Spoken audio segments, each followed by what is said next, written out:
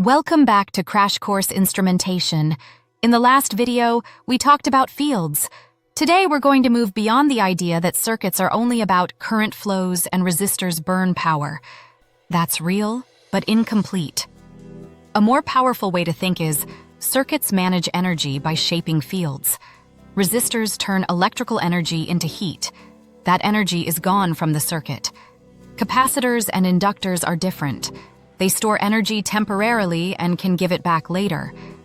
Capacitors store energy in an electric field. Inductors store energy in a magnetic field. So the big theme is this.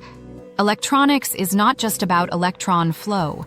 It's about field management, energy storage, and energy transfer. In troubleshooting and modeling, source and load are not permanent labels for most components. They depend on the relationship between voltage polarity and current direction at that moment. Resistors are the simple case. They are always loads because they always dissipate energy as heat. But devices like batteries can flip roles. A battery delivering power is a source. A battery being charged is a load. Capacitors and inductors also flip roles depending on what their fields are doing. When they are absorbing energy into their fields, they behave like loads. When their fields are collapsing and releasing energy back to the circuit, they behave like sources. That role switching is the secret behind a lot of dynamic circuit behavior. Capacitance is the ability to store energy in an electric field.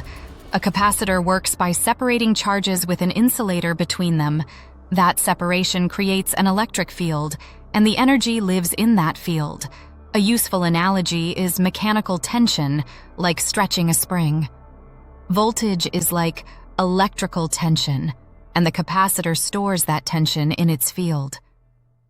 One key concept: even though the plates are insulated, energy still transfers across the dielectric when the voltage is changing. That's the idea behind displacement current.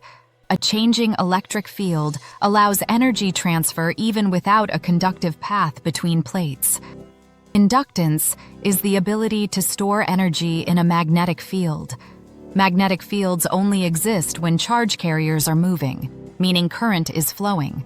The mechanical analogy here is momentum or kinetic energy. A moving mass resists changes in motion. Likewise, current through an inductor resists changes in current. So if you try to change the current quickly, the inductor pushes back by generating whatever voltage is needed to oppose that change. This is one of the most important mental models for understanding relays, solenoids, motors, and switching transients. Capacitors and inductors are symmetrical in a beautiful way. A capacitor's energy storage is tied to voltage and electric field geometry, plate area, spacing, and dielectric. Its behavior is to stabilize the voltage. It resists changes in voltage. An inductor's energy storage is tied to current and magnetic field geometry, turns, coil length, and core material. Its behavior is to stabilize the current. It resists changes in current. This is why these two components dominate dynamic circuit behavior. This slide is the bridge from intuition to math without getting lost in symbols. Newton's first law says motion resists change unless acted on by a force. Circuits have an equivalent kind of inertia, capacitive inertia. An energized capacitor tends to keep its voltage steady. If you try to change the voltage, the capacitor responds by sourcing or sinking current. Inductive inertia. An energized inductor tends to keep its current steady. If you try to change the current, the inductor responds by creating a voltage rise or drop. This is why fast switching edges create big currents in capacitors and big voltages in inductors. Here's the simplest practical rule. When a capacitor or inductor is charging up its field, it is absorbing energy. That makes it a load.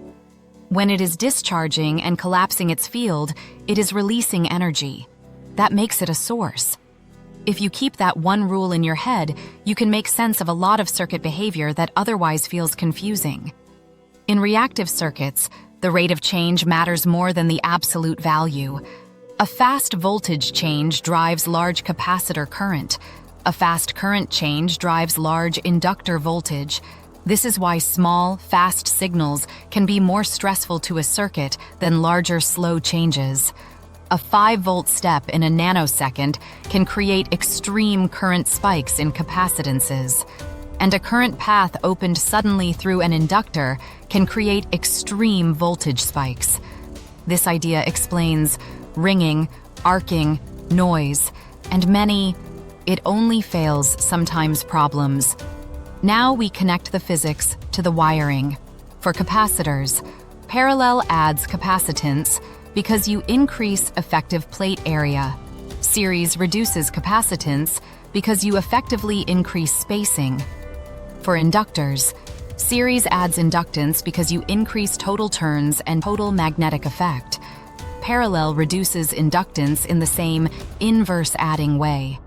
Rule of thumb: capacitors add like resistors in parallel. Inductors add like resistors in series. That's a memory shortcut that usually saves time. This is the energy sloshing slide. In an LC combination, energy can trade back and forth. The capacitor stores energy in the electric field. The inductor stores energy in the magnetic field. As the capacitor discharges into the inductor, the magnetic field grows. Then the inductor keeps current flowing and recharges the capacitor with opposite polarity. That back-and-forth exchange creates oscillation. In the real world, resistance steals energy each cycle, so the oscillation decays. That decaying oscillation is what we call ringing. Let's ground this in reality. One historical anchor, the Leyden jar, is one of the earliest practical capacitors. It's literally stored charge and field energy in a jar geometry.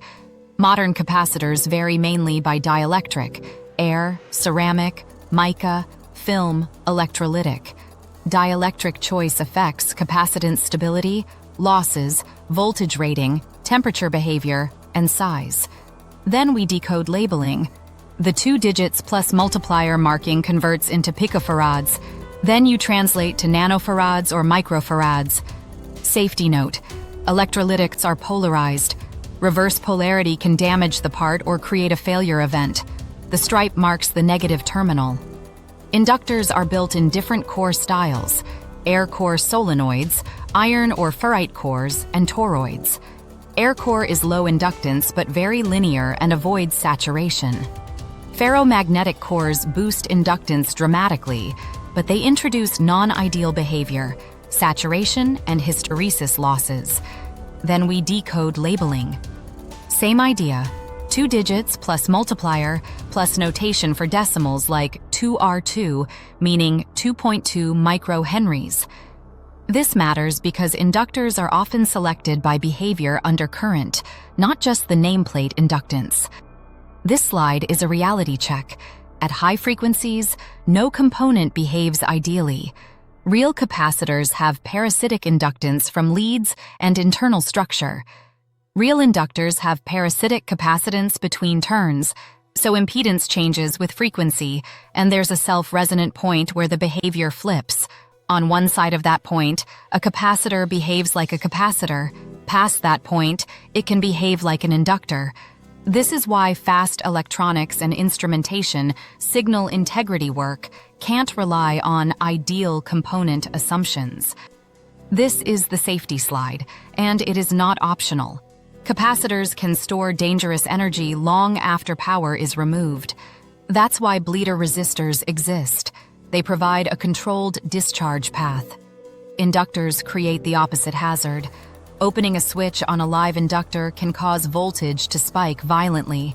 That spike can arc, damage insulation, punch through semiconductors, and create intermittent faults. Mitigation. Flyback diodes or other snubbers provide a safe path for current to decay. General rule: never assume a circuit is dead just because the source is disconnected. Wrap up with the big 3 behaviors. Resistors dissipate energy permanently as heat. They are loads. Capacitors resist changes in voltage. They store potential energy in an electric field. Inductors resist changes in current. They store kinetic energy in a magnetic field. And the deeper message: Electronics is field management. If you can track where energy is stored and where it is flowing, circuit behavior becomes predictable instead of mysterious. Thanks to Tony Kupalt and the open source community for making high-quality learning resources freely available. I included the Socratic instrumentation model's link in the description.